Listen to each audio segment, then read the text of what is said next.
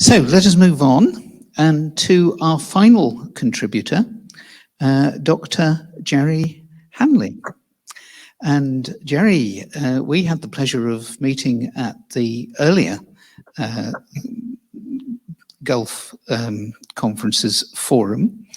And you're going to talk to us about effective and affordable learning solutions. Welcome.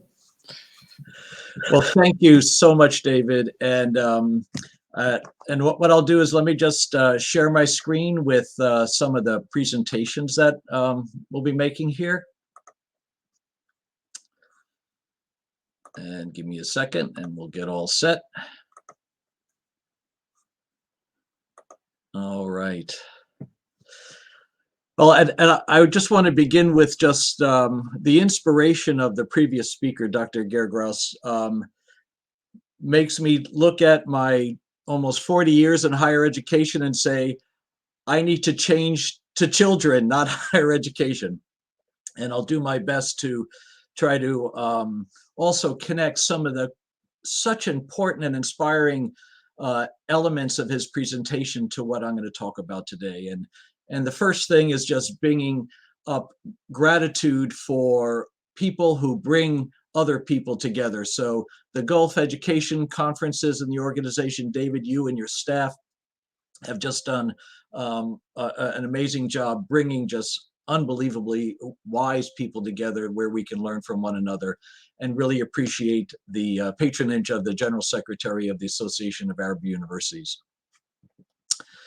So the talk I'm going to give today is around affordable learning solutions and building capacity within your institutions to deliver excellence in online teaching and learning. And I'm going to try to highlight some of the important elements around where do we need to invest in our organization and build capacity within our staff, our faculty, our teachers, our students, our leaders, in order for things to be successful, to learning solutions. And affordability is a critical element to ensure equity and inclusiveness in our strategies. And I want to begin with really the strategic plan that's laid out by the Association of the Arab Universities and how important it is in defining a purpose for change. Just as students need a purpose for their lives in developing a sustainable employment that can support their families, their ideas, their values, that we also have to look at how in our strategic plan, what drives us together toward an outcome that we want to really empower the learning of everyone within our society. So whether it's the technology network that can provide greater access to information to more people, more often, more affordably, facilitating those partnerships that enable us to learn from one another, to develop that change management process. David, I think that you've identified in your comments too, of how do we support people changing their directions and support and their trust in order for those to do the quality assurance and that shared governance process all becomes important. So all these issues, I think, are very important to always keep in mind, and they can become overwhelming complex when we have 6 strategic goals and within the plan 31 programs to 400 institutions, and connecting it to these global priorities. Where do we begin? And I think one of the important elements in thinking about a transformation strategy is to think about how do we change what we do? Is it around bringing innovations from the outside, from external enterprises, and making that change? And where do we build the institutional capacities? And which is the better to do, right? And the first thing I want to say, it's not an either or. We need to do both to say, how do we, for example, and just connecting with the previous speaker, is How do we begin to build the trust in our teachers and the trust in our students to help them have the capacity to make, facilitate change, to facilitate education, to deliver that experience?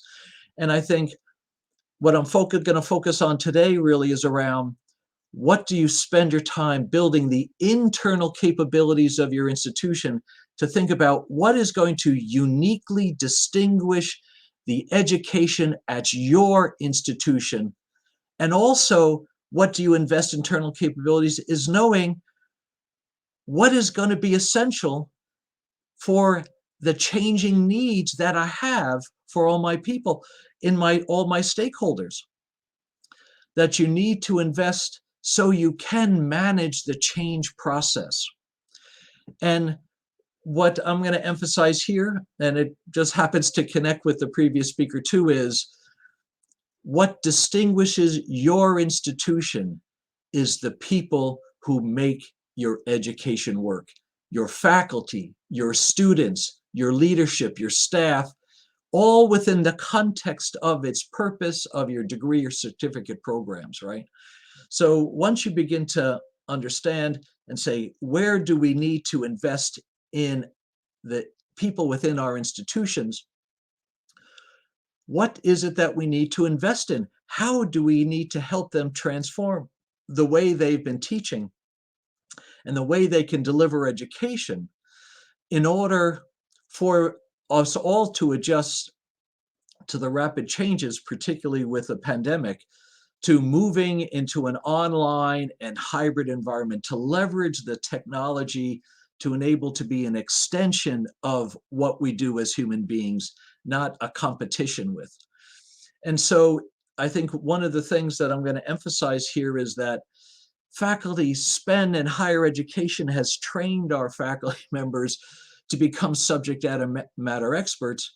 But I think in order for us to move into an online and hybrid environment, all our faculty must also become expert in content curation. That how do we begin to choose the content, the resources, the topics, the materials that are most relevant for our students today? And what will enable my choice of the content to help the students see the vision and the inspiration for the subject matter that I'm trying to teach? And how does it relate to their potential profession in the future? And then I think, as David said, underlying Dr. Gargros's kind of approach and principles and philosophy is the science of learning, or the how do I design instruction to be more powerful. And so when we look at these needs for investing in the capabilities of our faculty, how do we enable that to occur, to bring these additional skills when they're often higher education prepares us for, we hire our scholars, yet employ teachers, and they are unprepared for that. And so this is where affordable learning solution strategy for an institution can help enable and make it ease some of the burden that we often lay on our faculty members to learn to curate contents. How do I select what's right for our students? And often give students the choice of the content that they need for learning, and design instructions that leads to the outcomes that we want for our programs, where our programs are designed to help our students be successful in life. And the second bullet here is, and this has been an emphasis for me for many years, is around the affordability of that for our students, that they have easy, immediate access to these resources becomes very important. Because if we want student success and enrollment to growth in your institutions, access to an education that's affordable for your market, who you are addressing, becomes so important. Now, when we're looking at this, there's so many things that's possible, and often using a metaphor to begin with what we understand and apply it to try to think through a strategy and using it, thinking about like running a restaurant, right? And when cooking is what we do internationally, everyone needs it. And we can have this vision of what we want to do, but thinking about what is it that we need to do to build this capacity for that vision to become a reality. And often when we're looking at things, if we don't have everything organized, we don't have the ingredients to bring in to enable us to prepare that meal, if we don't bring in the recipes that guide us on how to design our food and our preparation in an effective way, if we don't have the tools and the help and support, we're going to have some challenges. So in looking at this, I'm going to use this metaphor of running a restaurant that helps us make connections to tie in, to connect the dots that will allow us to be successful in achieving that strategic vision of the Association of Arab Universities. And beginning with, and I think the first aspect is around the ingredients that we bring in to our pantries to enable us the essentials for us for preparation. And I'm going to talk about Merlot and Skills Commons as free and open libraries of instructional materials here for you to use. And Merlot, we've been around for 25 years. And I think what's important about it too is how it has been created by the community of educators literally around the world who contribute into a library that's free and open for you to use about what they have found as instructional materials that have been powerful for them, that they've been using. So it's you're leveraging the world network of teachers and trusting them. And also students have been putting materials into the library, and we have over 99,000 free materials. And how does it get there? It's with the almost 200,000 members within Merlot who recognize the shared vision of making more available for everyone to learn. And all these aspects of just say, here, think of what we're doing here is running by the library, looking at the menu, and there's a lot more we can talk about Merlot, but go and explore it. It's free and open for you to use. And just a few snapshots really about what it is. We enable you to say, what's important to me? Type in your keyword. You can do that. It displays a variety of materials, again, free and open for you to use, of animations, simulations, ways to engage people's curiosity by trying things out. What if I'm looking at understanding, DNA, I'm teaching biology. Can I actually do virtual labs that let me test ideas? And Merlot also has editorial boards of subject matter experts evaluating, giving you feedback, and letting you make choice. And Merlot also searches 70 other open and free libraries simultaneously, so you can find everything anywhere that's available for supporting your instruction, to trust the teacher to choose the content that's right for them. And I'm just highlighting this. The issue of engaging that curiosity is the laboratory experience where they get to decide to do things and not blow up things and harm them. And we have these labs in biology and chemistry, all that, in a sense, empower the student to question what they know and their ideas of how they think the world works. Now, Merlot has lots of academic content across, as they say, from anthropology to zoology. But what's also important is, what are the skills to be able to get jobs? And this is another area, free and open library for workforce development. It's called skillscommons.org. And this resource was an almost $2 billion investment by the US Department of Labor to support community colleges creating free and open educational resources in manufacturing, in healthcare, IT, construction, agriculture, mining, and more. And so you can go to skillscommons.org, and this picture here is like a visualization of what's in the collection. And I pulled one up here is I can click on what's in manufacturing that supports petroleum and coal products. And there's 673 materials in this, in a sense, industry sector that you can then bring free and open, making it affordable for everyone, for your students, for your faculty to have access to educational content that was produced by community colleges in the US in association with industry partners to ensure what you're learning has a purpose for improving the employability of those students.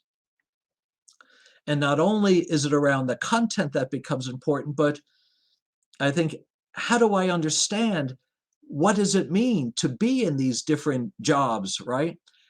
How are these stereotypes that the previous speaker talked about, how can we really expand and make them more complex through apprenticeships with industry, helping industry become better instructors, to help them understand how to do things, to connect with professional organizations.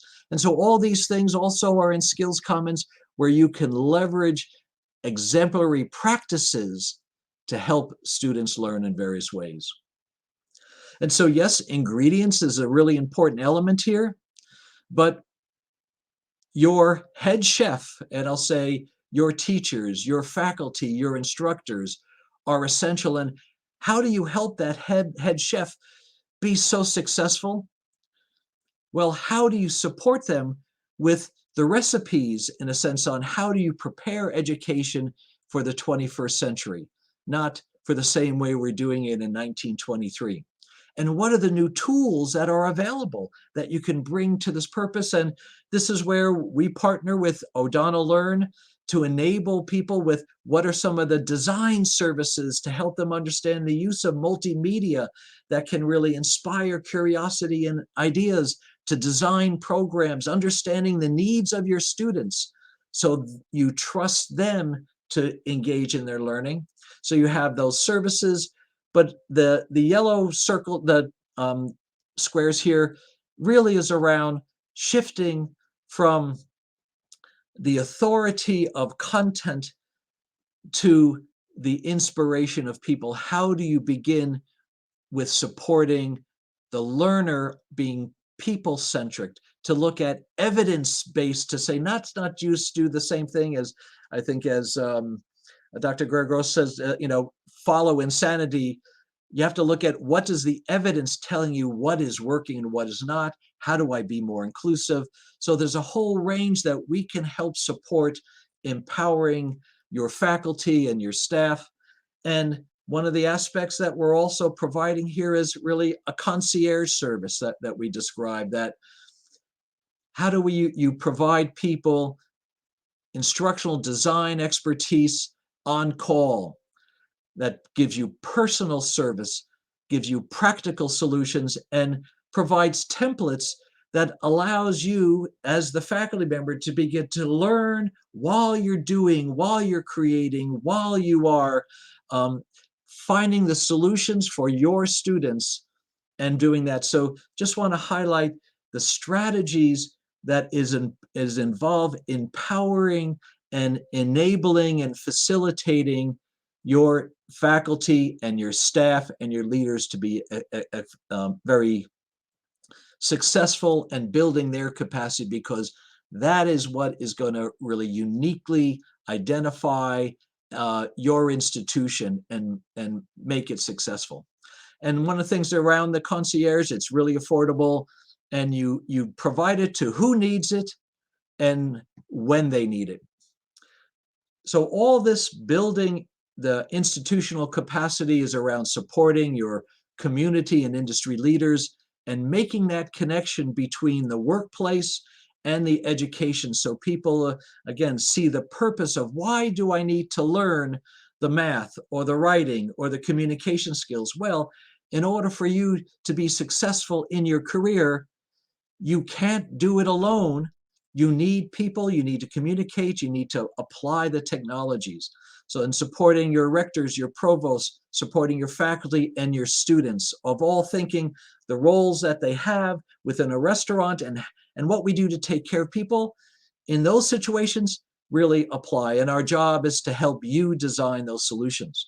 And I think that's whether whoever you use in building that capacity, always thinking around what are the needs of your essential, the people who support you. And this is just a little colorful diagram to think about all the institutional strategies of beginning where your assets and your strengths are and your allies, help build connections between them, using technology to support the capabilities and give a gift and not a burden of technology. Developing the demand is around really saying, how do you help faculty and teachers say, oh, you know what? This is what I want. This can really help me be more successful. This can help me fulfill the vision that I have for my students, and growing them and enabling them to graduate, not to get out of school, but to get into employment that they can then be successful in their lives. And at the top, enabling the ecosystems is around how do we really look at policies and business models and real leadership that is facilitating for all these elements of a strategy to be successful. And here's our team. We have a variety of people across here. We've been working, one of the people you'll see up there is Rusty Waller, Associate Provost at the American University of Ras Al Khaimah in United Arab Emirates, and bringing in a context of making sure that we can really design and support and facilitate your solutions. We've been working already in many of your institutions and working with many faculty members. In Merlot, as I mentioned, we have already 2,000 members across many of the people in the Middle East, and we welcome continued growth in these areas. And here's just one example of how we've created customized support for your institution that is branded and labeled and designed. How do we help your faculty teaching online? How do you help your students learning online? This becomes very important. They have to develop those skills too. And what are the career and technical education resources or future planning that becomes really important, and connecting teaching, learning, and careers. So in closing up here and thinking about what are the really critical factors is leading with your strengths and talents, growing with cost-effective strategies, and by having free access that enables your faculty and your teachers and your students, staff to bring innovations where they need, when they need, becomes very important to build your innovations, to build your reputation and innovations. So we're here to help you with strategic advisory services, library services, design, and really be part of that global community, because we do share so many things in common with one another. And when we want to put this vision in practice, it's really about a feast where all have a place at the table and can be satisfied. And how we support all that has to come together within our community, from our teachers, from our parents, from our workforce development, from our industry leaders, our educators. All this becomes such an important in order for us to be successful. And David, hopefully I try to get through this quickly, because I know we had a little extra time on the other presenter, and I'm so glad we did, because he was so inspiring. And I just want to conclude here with just happy to answer any questions that you might have, and really welcome anyone. If you want to contact us, we can kind of provide a webinar to explain more about how you can bring these services to help build the capacity and the capabilities within your institution so you can be successful. Well, Gerry, thank you very much indeed. Just picking up your analogy, I get the feeling that Gulf Conferences is really like a very large table, that a large number of people are sitting round, both here and online when added together. And you've just treated us to a really interesting, tasty and exciting course for which we thank you. Can I ask, are there any questions for Gerry in the room? There are no questions online. There are some nice comments online, which I refer to you. Now, you'll be relieved to know, and Gerry, let me thank you at this point and say that we will be very pleased to see you again. Thank you. You'll be relieved to know at this point that I am not going to attend